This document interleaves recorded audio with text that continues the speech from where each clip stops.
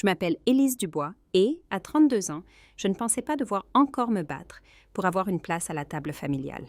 Quand j'ai vu sur Facebook les photos de mon frère Lucas, l'enfant prodige, demandant la main de Sophie, j'ai appelé la maison, tout excitée à l'idée de la fête de fiançailles. Mon père m'a liquidée avec un « C'est juste une petite réunion de famille, Élise. Rien de spécial. » 2 jours plus tard, j'ai posté un selfie insouciant depuis les pistes de ski. Je n'avais aucune idée de l'avalanche que cela allait déclencher dans ma famille. Avant de plonger dans cette histoire folle, laissez un commentaire pour me dire d'où vous regardez et si vous vous êtes déjà senti exclu par votre famille. Cliquez sur le bouton s'abonner et restez connecté pour entendre comment une photo innocente a fait exploser toute la dynamique de ma famille. Grandir à Neuilly-sur-Seine signifiait des pelouses impeccables, des adhésions à des clubs privés et des attentes très précises. Notre hôtel particulier, avenue du Roule, faisait des envieux avec ce jardin parfaitement entretenu dont ma mère, Valérie, s'occupait avec la même précision qu'elle appliquait à la gestion de notre image familiale. Mon père, Philippe, associé principal dans son grand cabinet d'avocat parisien, croyait que les apparences faisaient tout. De l'extérieur, nous étions l'image de la famille française parfaite. Mais à l'intérieur de ces murs de pierre de taille, les choses étaient bien plus compliquées.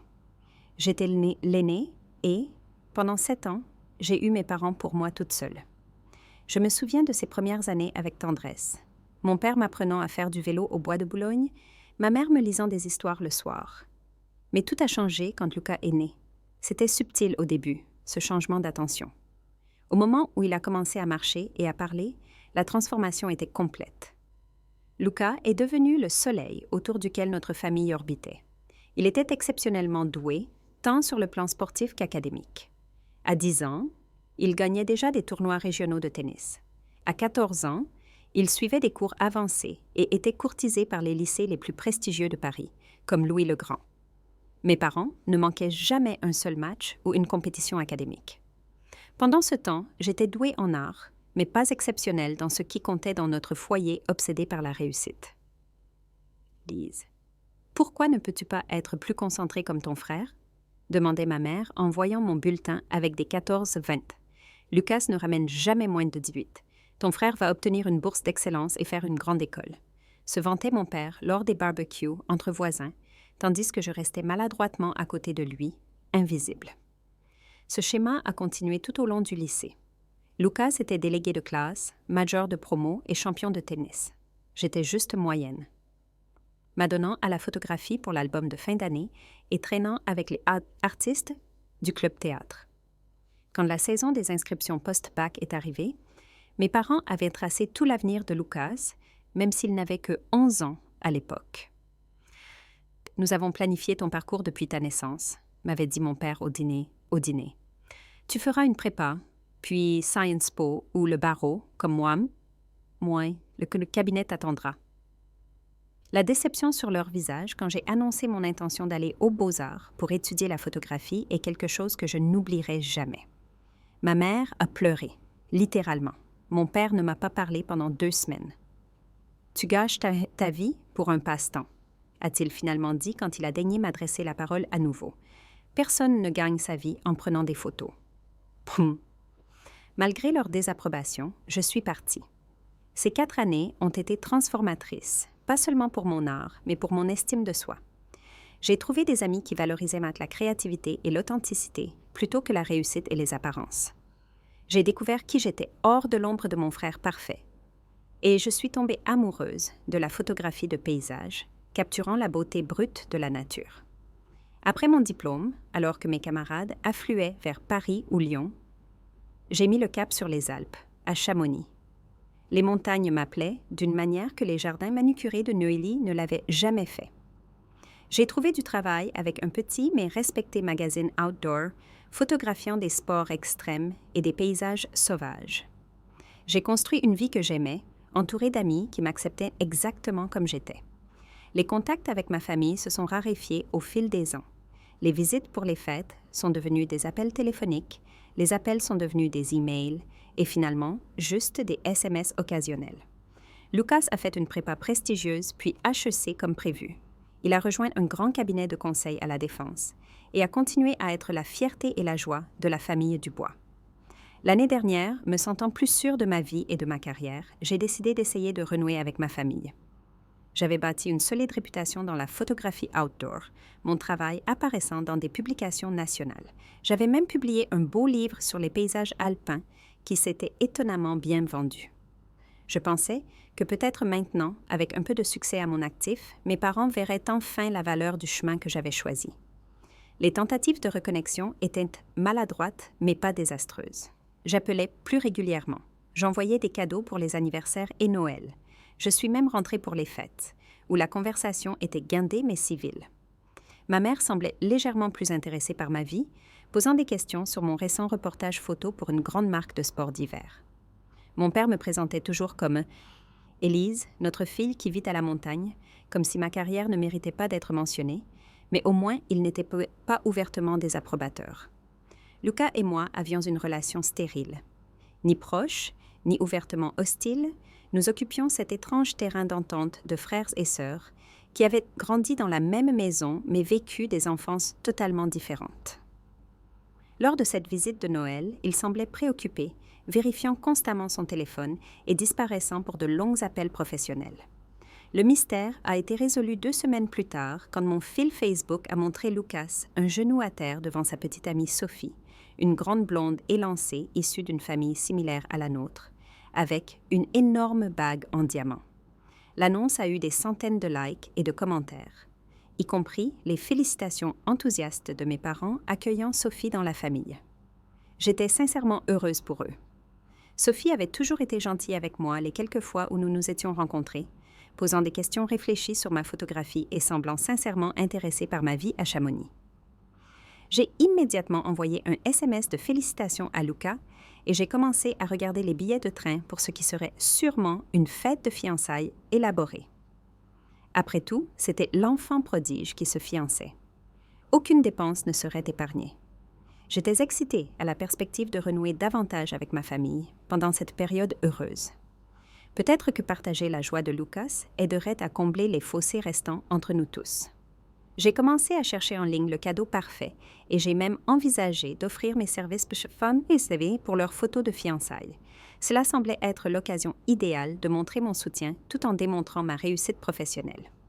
En faisant défiler les options de voyage, j'ai ressenti un frisson d'optimisme que je n'avais pas éprouvé concernant ma famille depuis des années. Ces fiançailles pourraient être exactement le nouveau départ dont nous avions tous besoin. 3 semaines après l'annonce de Lucas, je n'avais toujours reçu aucun détail sur la fête. Connaissant le penchant de ma mère pour les invitations formelles, j'ai décidé d'appeler plutôt que d'attendre plus longtemps. Je l'ai eu un mardi après-midi, probablement au milieu de ses préparatifs pour son club de jardinage. « Maman, salut. C'est Élise, » ai-je dit, essayant de garder un ton léger et décontracté. « Élise! » Quelle surprise! Tout va bien? Il y avait cette note familière d'inquiétude, comme si je n'appelais que quand quelque chose n'allait pas. « Tout va très bien, » l'ai-je assuré. Je me posais juste des questions sur la fête de fiançailles de Lucas et Sophie. Je dois poser des jours de congé et réserver mes billets, donc je voulais avoir les détails. Le silence qui a suivi a duré juste un instant de trop.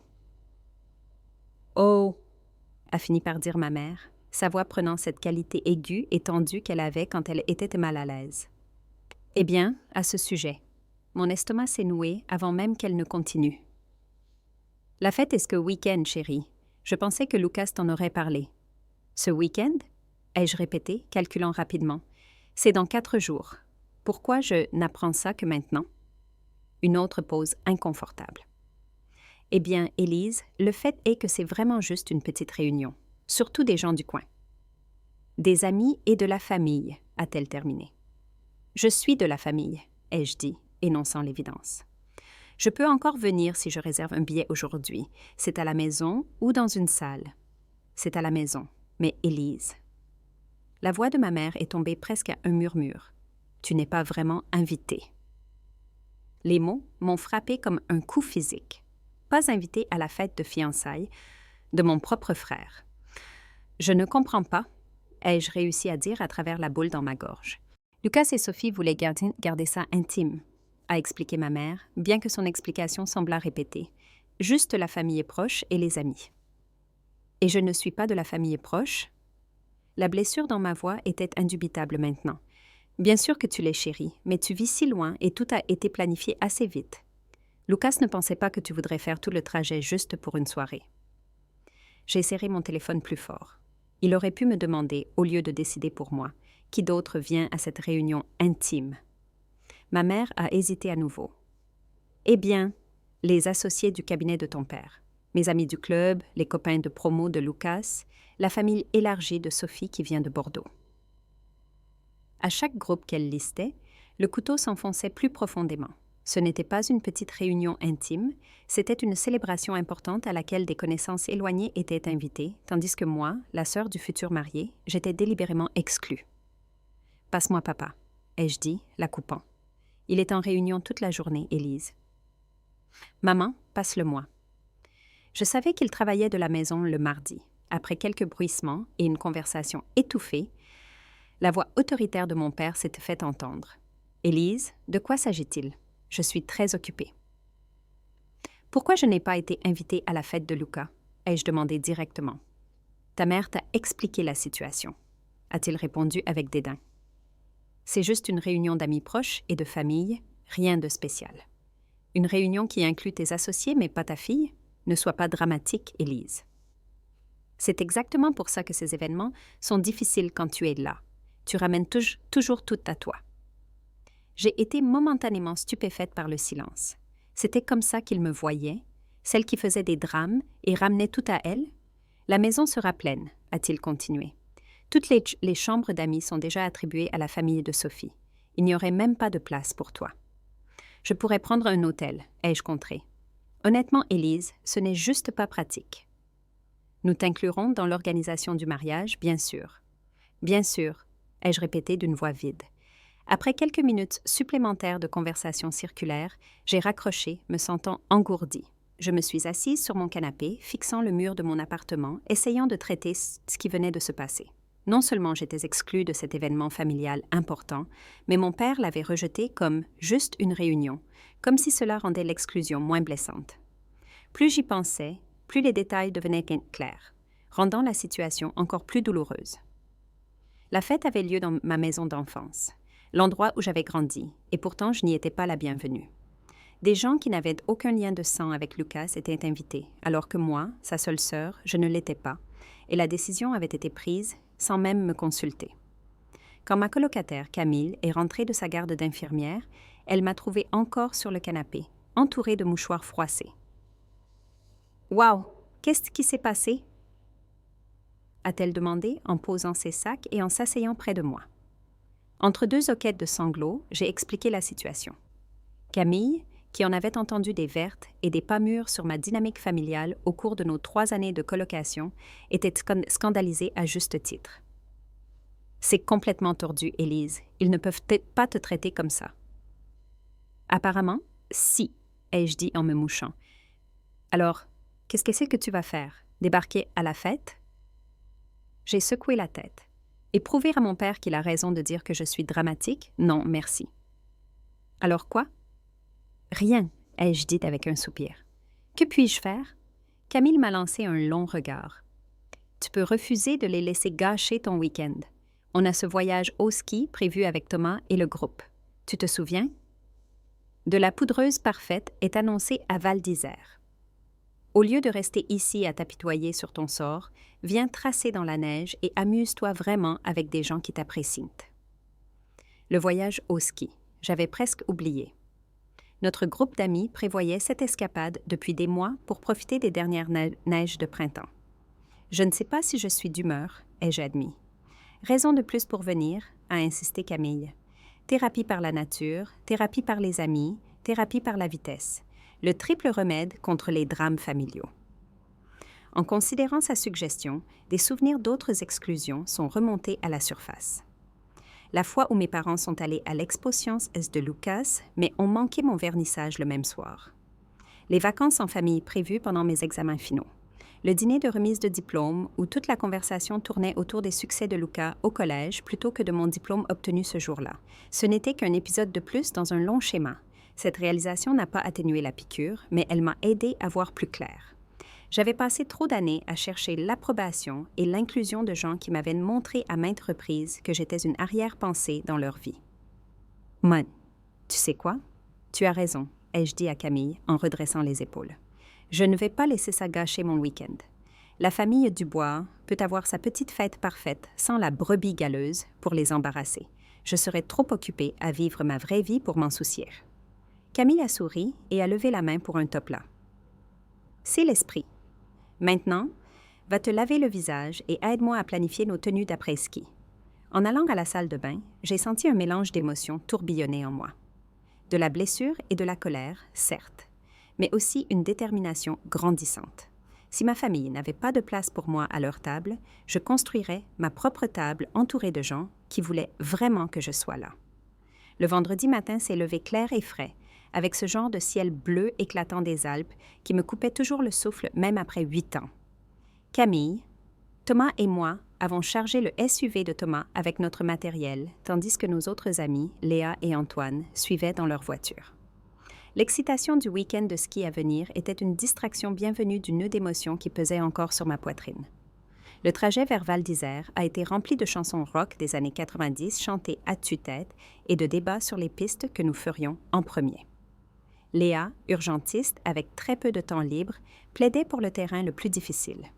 « J'ai besoin de me sentir vivante avant de retourner à l'hôpital lundi, » insistait-elle. « Donnez-moi les pistes noires ou la mort. » « Que dis-tu de « ni la mort, ni les noirs » pour commencer » a contré Antoine.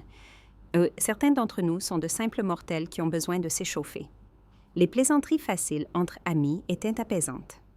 Ces gens me connaissaient, la vraie moi, pas un rôle que j'étais censée jouer dans un drame familial. Ils appréciaient mes talents de photographe, riaient de mon humour pince sans rire et ne m'ont jamais fait sentir que je prenais une place qui ne m'appartenait pas. Nous sommes arrivés à la station juste au moment où la foule du matin diminuait. Les conditions étaient exactement comme promises, avec 25 cm de poudreuse fraîche tombée dans la nuit et une visibilité parfaite. En nous équipant au pied des pistes, j'ai senti l'anticipation familière qui précède une bonne journée de glisse. Mon corps se souvenait déjà du rythme des virages sur une pente parfaite. Prêts à montrer à ces amateurs comment on fait? A plaisanté Thomas en ajustant son masque. Ancien skieur de compétition, il était de loin le plus doué du groupe. « Essaie juste de suivre », ai-je répliqué avec un sourire en chaussant mes skis. Pour les premières descentes, j'ai fait un effort conscient pour m'amuser, repoussant les pensées de la fête de fiançailles qui aurait lieu le lendemain sans moi. Mais progressivement, l'effort physique et la beauté époustouflante de la montagne ont opéré leur magie. Mes virages sont devenus plus fluides. Ma respiration s'est synchronisée avec le bruit de mes skis dans la poudreuse. À notre 3e descente, dans un secteur hors piste technique entre les arbres, j'étais pleinement présente, concentrée uniquement sur la meilleure ligne à suivre. Nous nous sommes arrêtés pour déjeuner dans un chalet d'altitude, les visages rouges et le moral au beau fixe, enlevant nos couches de vêtements dans la chaleur de l'intérieur rustique. Nous avons comparé nos notes sur les descentes du matin. « Élise, tu as absolument déchiré cette dernière section », a commenté Léa en déballant son sandwich. Je pouvais à peine te garder en vue. Rien de tel que de dévaler une montagne pour se vider la tête, ai-je répondu. En parlant de ça, a dit Camille prudemment, comment tu te sens par rapport à, tu sais? J'ai considéré la question honnêtement. Mieux que ce à quoi je m'attendais. Être ici aide à mettre les choses en perspective. Tant pis pour eux, non? Absolument. Tant pis pour eux, a approuvé Thomas. Il a levé son chocolat chaud pour porter un toast à la famille choisie. À la famille qu'on choisit, avons-nous tous répété en trinquant. Après le déjeuner, nous nous sommes dirigés vers les plus hauts sommets, là où la neige était encore relativement vierge. Le soleil de l'après-midi jetait une lueur dorée sur le vaste paysage blanc, transformant des scènes ordinaires en vue à couper le souffle qui me donnait envie de sortir mon appareil photo.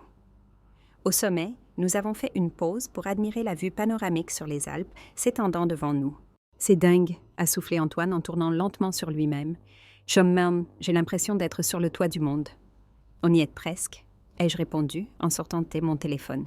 « Cette lumière est incroyable. Photo de groupe. » Après avoir pris quelques clichés de toute la bande, je me suis éloignée pour cadrer une photo solo avec la majestueuse chaîne de montagnes derrière moi. Le timing était parfait. Un rayon de soleil a percé les nuages, illuminant les pics enneigés d'une lueur presque surnaturelle.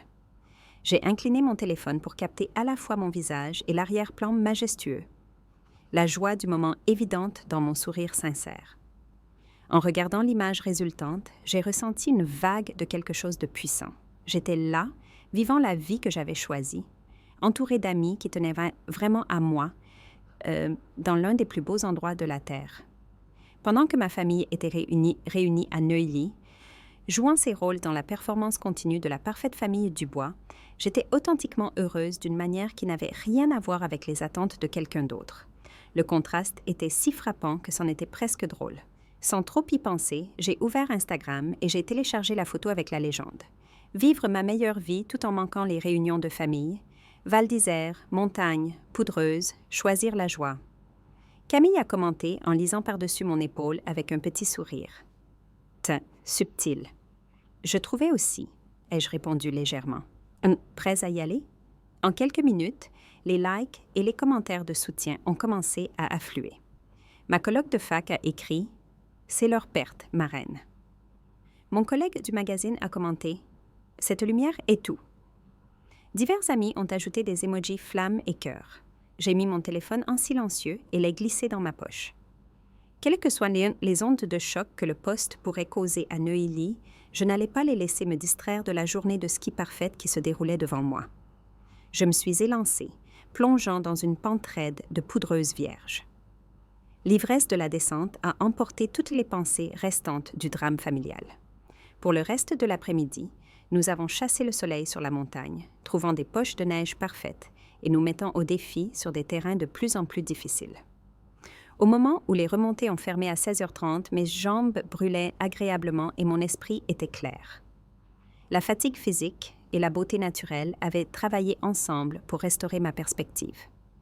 Alors que nous rassemblions notre matériel pour aller à l'après-ski, j'ai réalisé que je n'avais pas vérifié mon téléphone depuis des heures. La pensée de la fête de fiançailles du lendemain piquait encore, mais le tranchant de la douleur s'était quelque peu émoussé. J'avais choisi la joie aujourd'hui, activement et délibérément. Cela ressemblait à une petite victoire. La première tournée est pour moi, ai-je annoncé alors que nous prenions une table sur la terrasse bondée de la Folie Douce. Pour être la meilleure équipe de ski et le meilleur soutien qu'une fille puisse demander, je bois à ça, a approuvé Léa, mais d'abord, un toast à Élise, qui nous a tous montré comment gérer les drames familiaux avec grâce et une technique de ski qui tue. Alors que mes amis levaient leur verre et que la lumière dorée de l'après-midi nous baignait tous, j'ai senti quelque chose s'apaiser en moi. Je n'avais peut-être pas de place à la table de ma famille en ce moment, mais j'avais construit une vie remplie de gens qui choisissaient de m'inclure. Aujourd'hui, cela semblait plus que suffisant. Le dimanche matin a apporté un réveil brutal. Après une journée complète sur les pistes, suivie d'un dîner et de verres en ville, j'étais tombée dans mon lit dans notre appartement de location et avais dormi du sommeil profond et sans rêve des gens physiquement épuisés. Quand j'ai finalement émergé vers 9h30, j'ai attrapé mon téléphone pour vérifier la météo pour notre dernier jour de ski. Ce que j'ai trouvé à la place était un chaos numérique. 27 appels manqués, 43 SMS, des dizaines de notifications Instagram, plusieurs messages vocaux. « C'est quoi ce bordel ?» ai-je marmonné, faisant défiler les notifications avec une incrédulité croissante.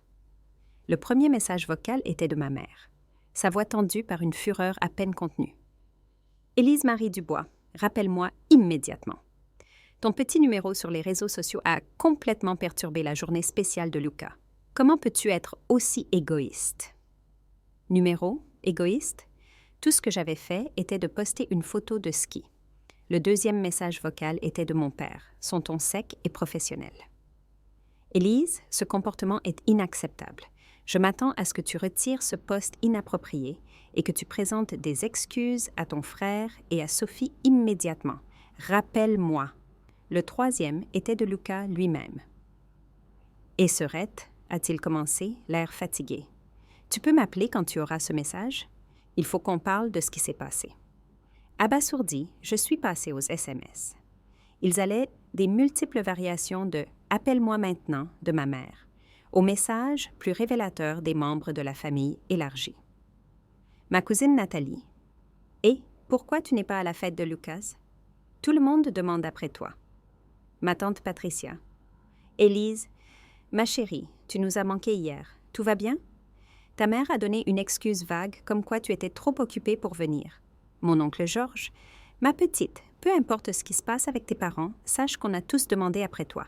Ça semblait bizarre que tu ne sois pas là pour le grand jour de ton frère. » En assemblant les pièces du puzzle, une image plus claire a émergé. Ma photo de ski innocente avait involontairement exposé le fait que je n'étais pas à la fête de fiançailles. Apparemment, beaucoup d'invités avaient supposé que je serais là et avaient même commencé à poser des questions quand je n'y étais pas.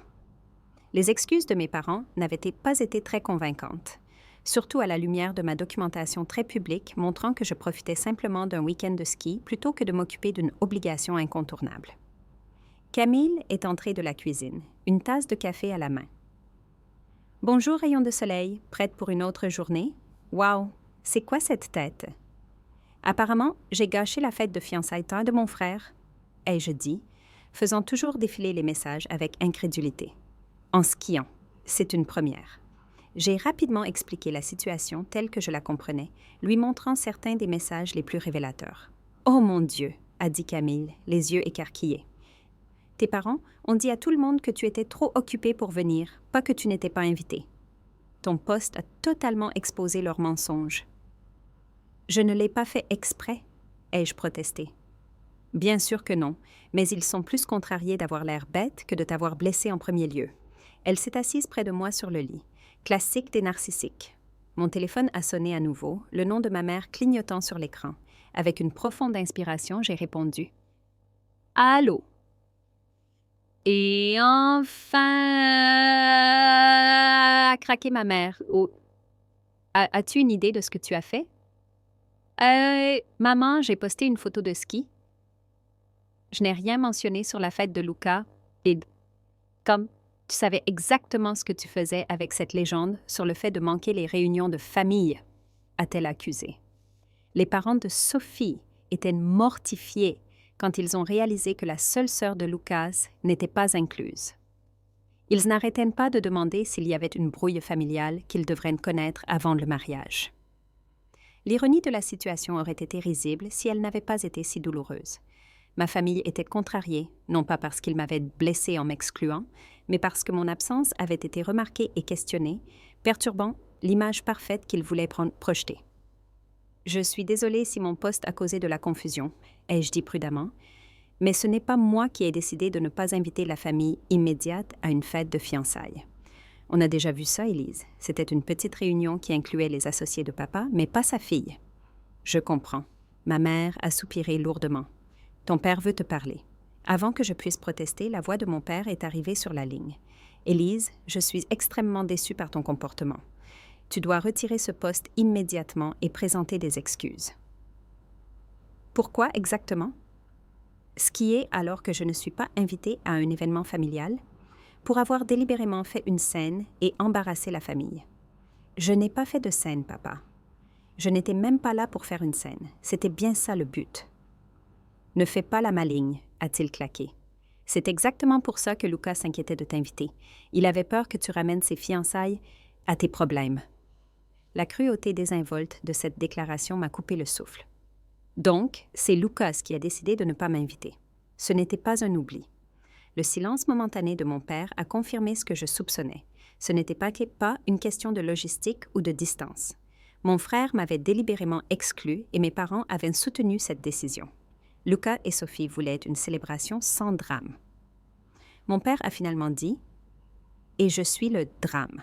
C'est comme ça que vous me voyez tous? » Ton comportement actuel ne réfute pas exactement cette évaluation. J'ai mis fin à l'appel peu après, me sentant vidée. Quelques minutes plus tard, mon téléphone a vibré avec un SMS de Lucas. « Bravo pour avoir ramené mes fiançailles à toi comme d'habitude. Sophie est contrariée. Maman n'est qu'à contrariée. Et je suis déçue, mais pas surpris. Tu ne pouvais pas juste me laisser avoir une journée, hein?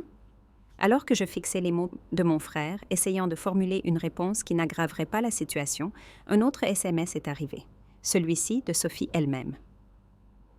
Élise, je veux que tu saches que j'ai demandé à Lucas plusieurs fois de t'inviter. Ce n'était pas ma décision. Je suis désolée que les choses de se soient passées ainsi. Le contraste entre les deux messages était saisissant.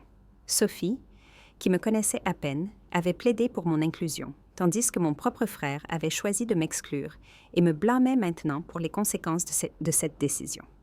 À ce moment-là, Thomas, Léa et Antoine avaient rejoint Camille et moi dans la chambre. Ils regardaient tous avec des expressions inquiètes, alors que j'essayais de naviguer dans cette crise familiale inattendue. « Alors, laisse-moi résumer », a dit Léa après que j'ai expliqué la situation.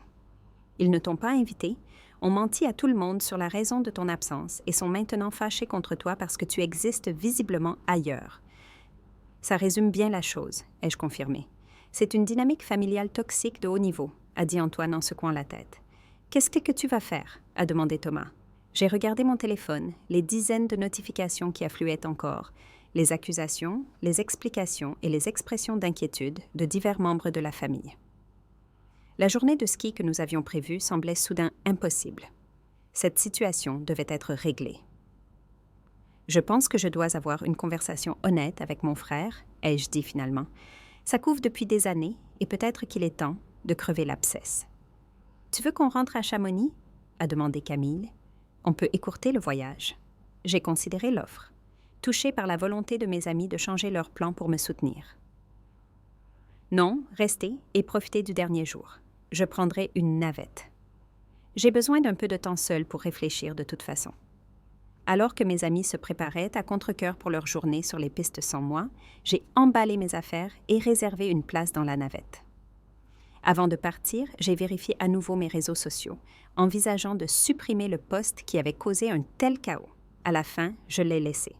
C'était une représentation honnête de mon week-end, pas un coup calculé pour embarrasser ma famille. Le fait qu'ils soient plus préoccupés par l'apparence de mon absence pour les autres que par ce que leur exclusion me faisait ressentir me disait tout ce que j'avais besoin de savoir sur notre relation. Le trajet en navette m'a donné 3 heures de paysage de montagne et du temps pour réfléchir. Alors que je regardais le paysage défiler, j'ai réfléchi à cette situation bizarre. D'une certaine manière, en profitant simplement de ma vie et en la documentant honnêtement, j'avais exposé une dynamique familiale qui avait été soigneusement cachée pendant des années. J'étais l'outsider, celle qui ne correspondait pas à l'image soigneusement soignée de la famille Dubois. Ça faisait mal, mais il y avait aussi quelque chose d'étrangement libérateur à ce que tout soit révélé au grand jour. Plus besoin de prétendre que nous étions juste une famille normale avec des désaccords normaux. La vérité était plus désordonnée, mais au moins c'était la vérité. Quand j'ai atteint mon appartement, j'avais décidé de ma prochaine étape. Il était temps d'avoir une conversation honnête avec Lucas. Une conversation qui allait au-delà des politesses superficielles que nous avions maintenues pendant des années. Que cela guérisse le fossé entre nous ou l'élargisse de façon permanente, au moins nous saurions tous les deux où nous en étions. De retour dans mon appartement, j'ai enlevé mes vêtements de ski et pris une longue douche chaude, essayant de laver la tension de la matinée. Ensuite, enveloppée dans mon peignoir le plus doux avec une tasse de café fort, je me suis assise en tailleur sur mon lit et j'ai composé le numéro de Lucas. Il a répondu à la 2e sonnerie. « Enfin » a-t-il dit en guise de salutation. « Bonjour à toi aussi » ai-je répondu, essayant de garder un ton neutre. « Je pense qu'il faut qu'on parle. » « Tu penses ?» Sa voix dégoulinait de sarcasme. Les parents de Sophie se demandent s'ils veulent que leur fille rejoigne une famille aussi divisée. As-tu une idée d'à quel point c'était embarrassant hier? En fait, je m'y connais un peu en embarras familial, ai-je dit doucement. J'ai beaucoup d'expérience en tant que déception de la famille Dubois. Oh, c'est parti pour le numéro de la victime. J'ai pris une profonde inspiration, déterminée à ne pas me laisser entraîner dans le schéma familier de la défensive et de l'accusation. Lucas, je n'appelle pas pour me disputer. Je veux sincèrement comprendre pourquoi tu ne voulais pas de moi à ta fête de fiançailles. Pas d'excuses sur la logistique ou la planification de dernière minute. La vraie raison. La ligne était restée silencieuse un moment. Quand Lucas a repris la parole, sa voix avait perdu un peu de son tranchant. « Tu ne sais vraiment pas? » « Je ne sais vraiment pas. » Je pensais qu'on était en bons termes. J'étais sincèrement heureuse pour tes fiançailles. Je t'ai envoyé un SMS de félicitations tout de suite. Une autre pause. C'est compliqué, Élise. J'ai le temps. Lucas a soupiré lourdement. Tu te souviens de Noël, il y a 3 ans? J'ai cherché dans ma mémoire. Je suis rentrée.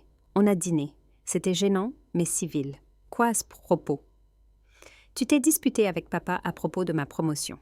Le souvenir était devenu plus net. Mon père avait passé presque tout le dîner à louer la promotion récente de Lucas, avec des toasts et des discours. Quand j'avais mentionné mon propre succès récent à voir mes photos publiées dans National Geographic, mon père l'avait rejeté comme un petit succès de passe-temps. J'avais finalement craqué, dénonçant le favoritisme flagrant. Ce n'était pas une dispute, Lucas. C'était moi qui me défendais enfin après des décennies à être traité comme si je ne comptais pas. Eh bien, ça a mis tout le monde mal à l'aise, a dit Lucas. Maman a pleuré après ton départ.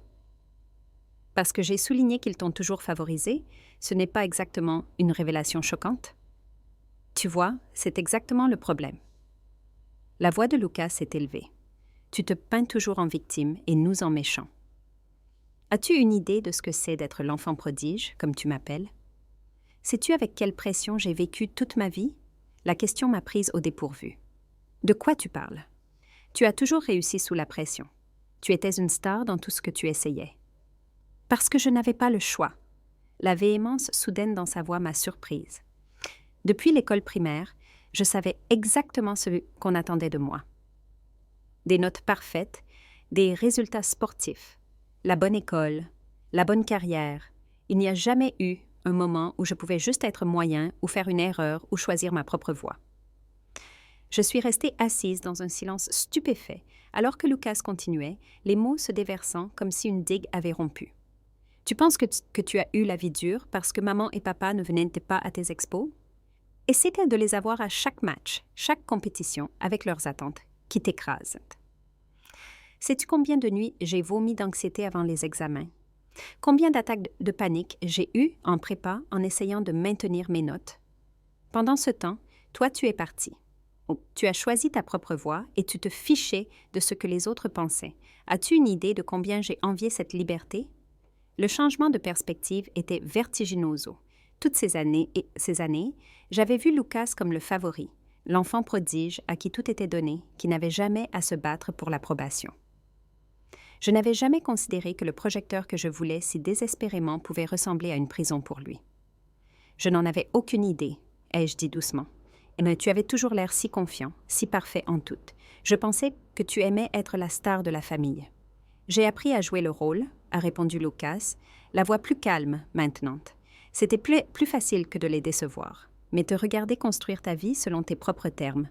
Parfois, j'aurais aimé avoir ton courage. Courage? Ai-je répété incrédule. Lucas, j'ai passé ma vie d'adulte à me sentir comme un échec familial. Tu ne l'es pas pourtant. Tu réussis en faisant ce que tu aimes. Tu sais à quel point c'est rare? Nous sommes tous les deux tombés dans le silence, absorbant ce recadrage radical de notre histoire commune. Alors, qu'est-ce que ça a à voir avec? Le fait de ne pas m'inviter à ta fête de fiançailles? Ai-je finalement demandé. Lucas a soupiré à nouveau. Après ce Noël, maman et papa t'ont dépeinte comme cet élément imprévisible qui pourrait faire une scène à tout moment. Quand on planifiait la fête, ils ont suggéré que ce serait plus facile pour tout le monde si tu n'étais pas là. Je n'ai pas assez résisté. Et Sophie? Elle m'a envoyé un message disant qu'elle voulait que tu sois là. Elle l'a fait, Lucas a admis. Plusieurs fois. Elle était assez contrariée quand elle a découvert que tu n'étais pas invité. Elle a même menacé de t'appeler elle-même, mais je l'ai convaincue que ça ne ferait que compliquer les choses. Donc, vous avez tous décidé pour moi que j'étais trop dramatique pour gérer un événement familial. J'ai résumé la blessure évidente dans ma voix malgré mes efforts pour rester calme. Ce n'était pas que ça, a dit Lucas avec hésitation. Une partie de moi avait. Je ne sais pas. Peur. Peur de quoi? Peur que tu arrives avec tes amis cool de Chamonix, ta vie intéressante et ta vraie passion pour ce que tu fais. Peur que Sophie voie qu'il y a d'autres façons de vivre que le chemin sur lequel je suis, le chemin que sa famille attend aussi. Sa voix est tombée presque à un murmure. peur de faire face au choix que j'ai fait. L'honnêteté brute dans sa voix m'a serré la gorge. Pour la première fois, je voyais mon frère non pas comme l'enfant prodige, mais comme une personne piégée dans un rôle qui lui avait été assigné avant qu'il ne soit assez vieux pour choisir par lui-même. Lucas, ai-je dit doucement, es-tu heureux avec ton travail, avec tes choix de vie? Une longue pause. Parfois, surtout, c'est compliqué. Et Sophie, tu l'aimes? Oui, a-t-il répondu sans hésitation. C'est la seule chose dont je suis sûre dans ma vie. Elle me comprend d'une manière que personne d'autre n'a jamais fait. Alors je suis heureuse pour toi, vraiment, et je suis désolée pour la photo de ski. Je n'essayais pas de causer des problèmes. Je sais, a-t-il concédé. J'ai surréagi. C'est juste que quand la mère de Sophie a commencé à demander pourquoi tu n'étais pas là, et puis son père a eu ce regard comme s'il réévaluait toute leur opinion sur notre famille. J'ai paniqué. Je comprends, ai-je dit, même si une partie de moi était encore blessée. L'image de la famille est tout. Elle ne devrait pas l'être, mais pourtant, non, a dit Lucas doucement. C'est ce que Sophie continue de me dire. Elle a l'air assez sage. Elle l'est. Elle veut aussi vraiment mieux te connaître. Elle pense que tu es rafraîchissante d'authenticité, quoi que ça veuille le dire. Malgré tout, je me suis surprise à sourire légèrement. J'aimerais mieux la connaître aussi. Nous avons parlé pendant près de 2 heures, nous aventurant sur un terrain que nous n'avions jamais exploré auparavant. Lucas a partagé l'anxiété écrasante qu'il avait vécue tout au long de ses études et au début de sa carrière, les attaques de panique qu'il avait cachées à tout le monde, les doutes qu'il nourrissait encore sur le fait de vivre sa propre vie ou celle que nos parents avaient écrite pour lui. J'ai partagé la solitude, d'être l'outsider de la famille, les années à me sentir inadéquate, la lutte pour construire l'estime de soi quand les gens qui devraient vous valoriser le plus ne le font clairement pas. La conversation n'a pas tout résolu, il y a eu des moments de tension, de vieux schémas qui se réaffirment, des réponses défensives déclenchées par des années de dynamiques établies. Mais pour la première fois de notre vie d'adulte, nous nous voyons clairement, pas à travers la lentille déformée des rôles familiaux et des attentes parentales. Quand nous avons finalement raccroché, rien n'était résolu en termes pratiques. La fête de fiançailles avait quand même eu lieu sans moi. La famille était toujours dans la tourmente à cause de la tromperie exposée, mais quelque chose de fondamental avait changé entre Lucas et moi. Un mur avait été brisé, permettant la possibilité d'une relation plus honnête à l'avenir. Après avoir raccroché, je suis restée assise longtemps à regarder par ma fenêtre les montagnes au loin. Les dynamiques familiales, ai-je pensé, étaient comme ces montagnes. Ce qui semblait solide et immuable de loin était en fait le résultat d'immenses pressions sous la surface. Des forces invisibles poussant et tirant pour créer le paysage visible. Et comme les montagnes, ce qui a pris des années à se former ne pouvait pas être remodelé en une seule conversation. Mais c'était un début.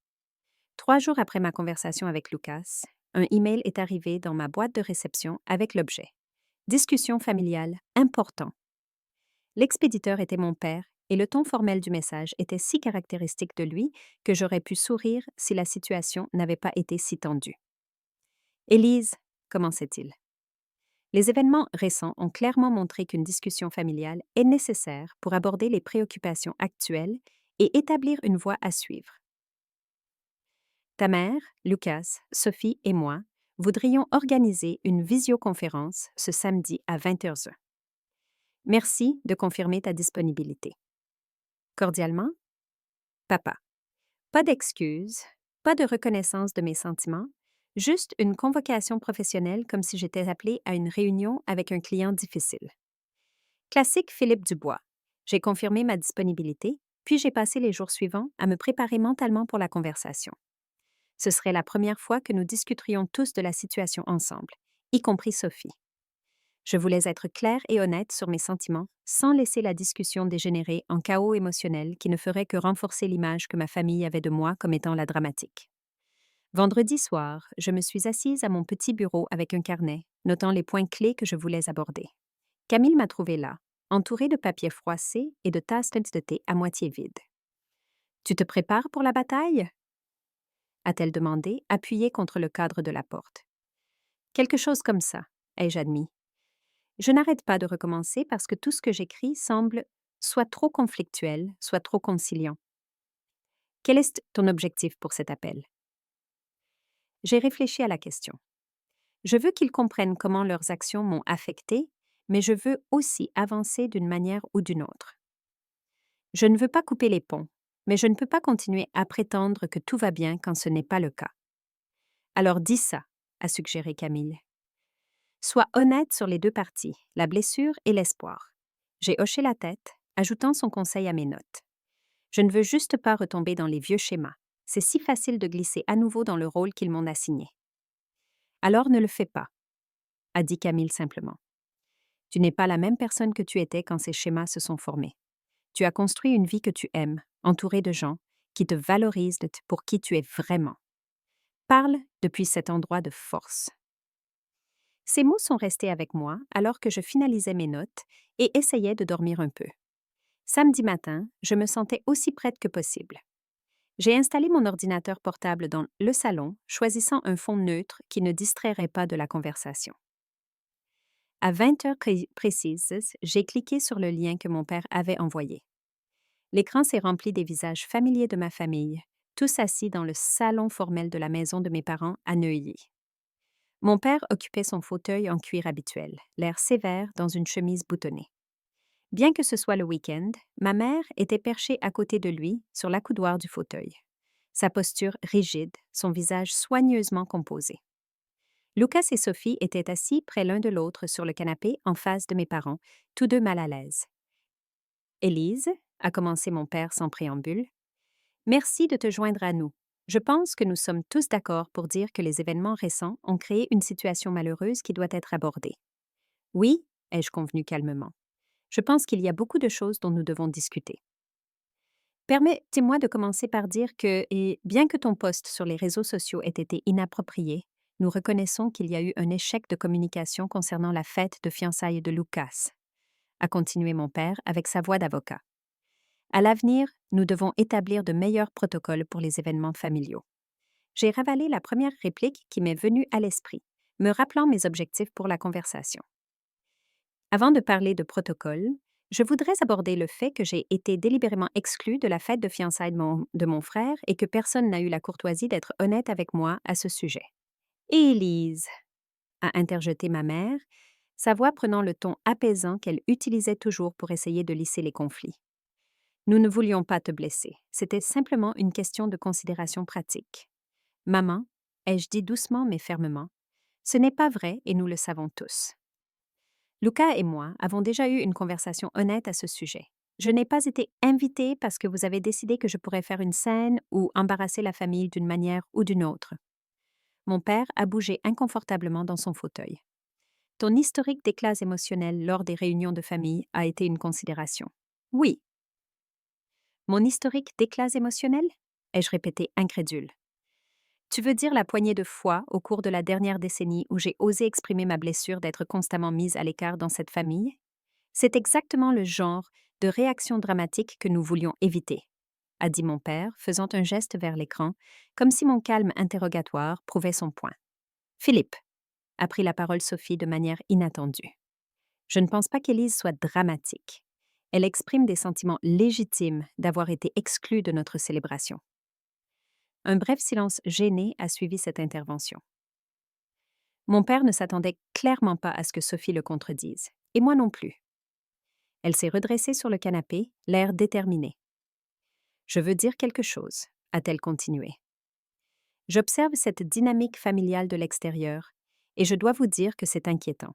Dès le moment où Lucas et moi nous sommes fiancés, j'ai poussé pour qu'Élise soit incluse. On m'a constamment dit qu'elle était trop loin, qu'elle ne voudrait pas venir juste pour une soirée, que ce n'était pas pratique.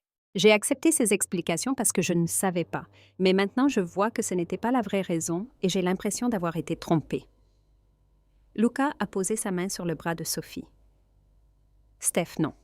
Lucas, ils doivent entendre ça, » a-t-elle insisté. « Quel genre? » De famille exclut un membre des événements importants et se fâche ensuite quand cette exclusion est connue. Ce n'est pas sain. Et ce n'est pas le genre de dynamique familiale dans laquelle je veux élever des enfants un jour. Le visage de ma mère avait pâli. « Sophie, Chérie, je pense que tu comprends mal la situation. Nous sommes une famille très unie, mais Élise a choisi de vivre sa vie loin de nous. Ce n'est pas juste, ai-je dit, ma voix stable malgré l'émotion qui montait. J'ai déménagé dans les Alpes pour ma carrière, pas pour fuir ma famille. J'ai fait d'innombrables efforts au fil des ans pour maintenir le lien, mais c'est dur quand chaque interaction me laisse me sentir comme une étrangère dans ma propre famille. « Tu as toujours été trop sensible ?» a rejeté mon père. « Non, papa, je ne l'ai pas été. » J'ai rétorqué en puisant dans la force que j'avais bâtie. Ce que j'ai été, c'est constamment traité comme moins importante, moins valorisée et moins bienvenue que Lucas. Ce n'est pas de la sensibilité. C'est une réponse raisonnable à des années de traitement différentiel. « Nous avons toujours soutenu nos 2 enfants également ?» a insisté mon père. « Philippe ?» a dit ma mère doucement, surprenant tout le monde. « Ce n'est pas tout à fait vrai. » Tous les yeux se sont tournés vers elle. Elle a lissé ses cheveux déjà parfaits, un geste nerveux dont je me souvenais de mon enfance. « Nous avons toujours eu des attentes différentes pour Élise et Lucas, a-t-elle admis. Des normes différentes, des niveaux d'intérêt différents pour leur voie choisie. Je peux voir comment cela a pu sembler inégal. » Mon père a regardé ma mère comme si elle s'était mise à parler une langue étrangère. « Valérie, qu'est-ce que c'est que tu racontes? » « Je dis que peut-être nous devrions écouter ce qu'Élise nous dit, » a répondu ma mère, sa voix gagnant en force. « Si elle dit qu'elle s'était sentie exclue et sous-estimée, peut-être devrions-nous considérer qu'il y a une part de vérité là-dedans. » L'aveu, aussi timide soit-il, était si inattendu que je n'ai pas trouvé les mots pour répondre un instant. Ma mère n'avait jamais reconnu auparavant, même indirectement, le favoritisme qui avait façonné notre dynamique familiale. Lucas a rompu le silence. J'ai beaucoup réfléchi à notre conversation plus tôt cette semaine, Élise, au rôle dans lesquels nous avons été coincés. Je ne veux pas de ça pour nous à l'avenir. Je veux que mes enfants aient une relation avec leur tante Élise. Je ne veux pas. Qu'ils ne connaissent qu'un mythe familial sur la parente difficile dont personne ne parle. Je veux qu'ils connaissent la personne cool et créative que tu es. Je le veux aussi, ai-je dit doucement. Alors que suggérez-vous? A demandé mon père, son ton suggérant qu'il nous faisait plaisir plutôt que de chercher véritablement des solutions. J'ai pris une profonde inspiration. Je suggère de commencer par être honnêtes les uns envers les autres. Plus de prétendre que tout va bien quand ce n'est pas le cas. Plus d'exclusion de membres de la famille, suivi de mensonges sur leur absence. Plus de rejet des sentiments légitimes comme étant du drame ou de l'hypersensibilité. Et concrètement, après c'est mon père. Concrètement, j'aimerais être incluse dans les discussions sur l'organisation du mariage si Lucas et Sophie le souhaitent. J'aimerais des appels familiaux réguliers qui ne soient pas juste de la gestion de crise. Et j'aimerais de la reconnaissance quand je partage des succès dans ma vie, de la même manière que les réalisations de Lucas sont célébrées. Mon père avait l'air de vouloir argumenter, mais ma mère a posé une main restrictive sur son bras. Cela semble être des demandes raisonnables, Philippe. Sophie a hoché la tête avec enthousiasme. J'adorerais avoir ton avis sur le mariage, Élise, surtout avec ton œil pour la photographie et l'esthétique. Lucas a réussi un petit sourire. Peut-être que tu pourrais même nous aider à choisir un photographe qui ne nous fera pas poser pour ces horribles photos formelles et rigides que maman adore. J'ai entendu ça, a dit ma mère, mais il y avait une pointe d'humour dans sa voix. La tension dans la pièce virtuelle s'était légèrement apaisée, mais je savais qu'il ne fallait pas s'attendre à trop vite. Des décennies de schémas établis ne se dissoudraient pas en une seule conversation. Mon père avait toujours l'air mal à l'aise avec la direction que prenait la discussion, clairement mécontent de perdre le contrôle du récit. Mais il ne l'arrêtait pas non plus, ce qui représentait un progrès en soi. Je pense que nous avons fait un bon début aujourd'hui, ai-je dit, décidant de finir sur une note positive. J'apprécie que tout le monde ait été disposé à avoir cette conversation. Nous enverrons bientôt les détails du mariage, a ajouté Sophie. Cela signifierait beaucoup pour nous deux si tu pouvais venir en Normandie quelques jours avant, Élise. Peut-être qu'on pourrait passer du temps à mieux se connaître. J'aimerais beaucoup, ai-je répondu sincèrement. Alors que l'appel se terminait par des au revoir maladroits mais pas hostiles, je me sentais émotionnellement vidée mais prudemment optimiste. Aucune guérison miraculeuse ne s'était produite. Pas de scène de réconciliation dramatique comme dans les films, mais de petites fissures étaient apparues dans la façade de perfection familiale que les Dubois avaient maintenue si longtemps, permettant à des éclats d'authenticité de transparaître. Quand j'ai fermé mon ordinateur portable, Camille se tenait dans l'encadrement de la porte de la cuisine avec 2 verres de vin. « Comment ça s'est passé ?» a-t-elle demandé en m'en tendant un. « Mieux que prévu, pire que ce que j'espérais, » ai-je répondu honnêtement. « Mais c'est un début pour de nouveaux commencements, » a-t-elle dit en levant son verre. Aux conversations honnêtes, ai-je contré en trinquant. L'avenir de ma relation avec ma famille restait incertain, un travail en cours plutôt qu'un problème résolu. Mais pour la première fois depuis des années, j'avais l'impression que cette relation pourrait évoluer vers quelque chose de plus sain, quelque chose basé sur qui nous étions vraiment plutôt que sur les rôles qui nous avaient été assignés. C'était pas tout, mais c'était assez pour aujourd'hui. 2 mois ont passé, apportant les premiers signes de l'été dans les Alpes et des changements progressifs dans ma dynamique familiale. Les changements étaient subtils au début. Ma mère a commencé à envoyer des SMS qui allaient au-delà des demandes polies sur la météo, partageant parfois des photos de son jardin ou posant de vraies questions sur mes derniers projets de photos. Mon père restait plus distant, mais ses communications avaient perdu un peu de leur côté critique, devenant plus neutres. Le changement le plus significatif est arrivé sous la forme d'une enveloppe couleur crème un mardi après-midi. À l'intérieur se trouvait une invitation formelle au mariage de Lucas et Sophie prévue pour septembre dans un château historique en Normandie. Glissé derrière l'invitation, il y avait un mot manuscrit des 2. « Élise, nous serions honorés de t'avoir avec nous le jour de notre mariage. » Pas de rôle formel nécessaire, sauf si tu en veux un, mais ta présence compte pour nous. Pourrais-tu venir une semaine plus tôt pour aider aux derniers préparatifs? Sophie a aussi quelques questions sur la photo. Bisous, Lucas et Sophie. J'ai tracé les mots du doigt, notant comment l'écriture changeait à mi-chemin, passant du griffonnage anguleux de Lucas à l'écriture plus ronde de Sophie. Ils l'avaient écrit ensemble. Un geste petit mais significatif. Ce même soir, mon téléphone a sonné avec le nom de Sophie sur l'écran. Un nouveau développement dans notre relation naissante. « Je voulais m'assurer que tu avais reçu l'invitation », a-t-elle dit après les salutations. « Et te dire personnellement à quel point ça compterait de t'avoir ici plus tôt. »« Je l'ai reçu aujourd'hui », ai-je confirmé. « Merci pour le mot. C'était vraiment attentionné. »« Je pensais chaque mot », a-t-elle dit chaleureusement. « Écoute, Élise, je sais que les dynamiques familiales sont compliquées et je ne prétends pas qu'une conversation a tout réparé, mais je veux que tu saches que j'ai toujours admiré la façon dont tu as tracé ta propre voie. Dans ma famille, comme dans la tienne, il y a des attentes très précises sur ce à quoi ressemble le succès, surtout pour les femmes. Te voir construire une vie autour de ta passion est inspirant. Ces mots m'ont profondément touchée. Ça signifie beaucoup, Sophie. Merci. Luca voit quelqu'un? A-t-elle continué, baissant légèrement la voix. Un thérapeute? Je veux dire, il ne l'admettra pas encore à tes parents, mais il travaille sur son anxiété et la pression qu'il a ressentie toutes ces années. Ta conversation avec lui a vraiment déclenché quelque chose. La nouvelle m'a surprise. Dans notre famille, la thérapie avait toujours été vue comme quelque chose pour les gens faibles. Encore un exemple des perspectives dépassées de mon père. C'est vraiment bon à entendre, ai-je dit sincèrement. Comment ça se passe pour lui? C'est le début, mais je pense que ça aide. Il parle plus de ce qu'il veut vraiment par opposition à ce qu'il pense devoir vouloir. C'est comme s'il se donnait la permission de remettre les choses en question pour la première fois. Après cet appel, Sophie et moi avons commencé à échanger régulièrement. Elle envoyait des photos des lieux de mariage et demandait mon avis sincère.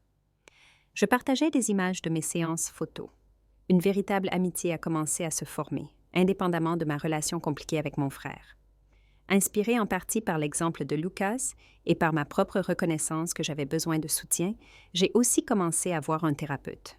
Le docteur Martin était spécialisé dans les systèmes familiaux et m'a aidé à comprendre comment les rôles que nous jouons peuvent devenir des pièges. On vous a assigné le rôle de la rebelle, la difficile, a-t-il expliqué. Avec le temps, ce rôle est devenu confortable à sa manière. Une partie de votre voyage maintenant est de décider qui vous voulez être dans ce système familial en évolution. Ces conseils m'ont aidé à aborder le mariage à venir avec plus de clarté. Je voulais être présente et authentique sans tomber dans les vieux schémas de défense. Je voulais soutenir Lucas et Sophie tout en maintenant mes limites. Surtout, je voulais me présenter comme la personne que j'étais devenue, pas la petite sœur à problème cherchant encore l'approbation. Une semaine avant le mariage, je me suis envolée pour Paris, puis j'ai loué une voiture pour aller en Normandie. Le paysage familier a suscité des émotions mitigées.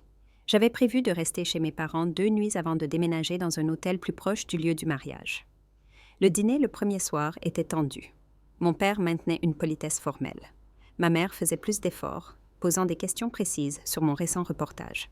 « Ce sont vraiment de très bonnes photos, Élise », a dit mon père, me surprenant en examinant le portfolio que j'avais apporté. La composition sur celle-ci est particulièrement frappante. Ce n'était pas une éloge expansive, mais venant de Philippe Dubois, c'était énorme. J'ai accepté avec un simple merci. La vraie percée est venue le lendemain matin quand ma mère m'a demandé si je voulais la rejoindre pour un café dans le jardin. Assise parmi ses roses, elle semblait plus petite, moins de la matrone intimidante et plus. Une femme dans la soixantaine contemplant ses choix de vie. « J'ai pensé à ce que tu as dit pendant notre appel vidéo », a-t-elle commencé. « Sur le fait de te sentir sous-estimée et exclue. »« Je n'ai pas cherché à favoriser Lucas, tu sais, » a-t-elle dit doucement.